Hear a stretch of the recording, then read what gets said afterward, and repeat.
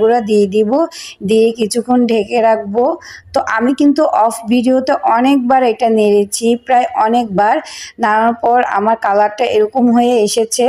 তারপরে আমি এখানে গরম পানি ইউজ করব। একটা কথা, যে কোনো খাবারে কিন্তু গরম পানি ইউজ করতে হয়, ঠান্ডা পানি দিলে কিন্তু রান্নার স্বাদটা কিংবা খাবারের স্বাদটা চলে যায়। তো গরম পানি দেওয়ার পর আমি প্রায় 20 থেকে 30 মিনিটের পরে মতন রান্না করেছি। তারপর এখানে আমি কিছু পেঁয়াজের বেরেস্তা দিয়ে আরও অনেকক্ষণ রান্না করেছি, যেহেতু এটা কক মুরগি, এটা অনেক সময় লাগে কিংবা প্রেশার কুকারে বসাতে হয়। আমি প্রেশার কুকারে বসাইনি, আপনারা চাইলে এটা প্রেশার কুকারে রান্না করতে পারেন। যাই হোক, আজকের রেসিপি আমার এটাই ছিল। সবাই ভালো থাকবেন, যদি ভালো লাগে অবশ্যই একটা লাইক, কমেন্ট এবং সাপোর্ট করে আমার পাশে থাকবেন। সবাইকে অসংখ্য ধন্যবাদ। আল্লাহ হাফেজ।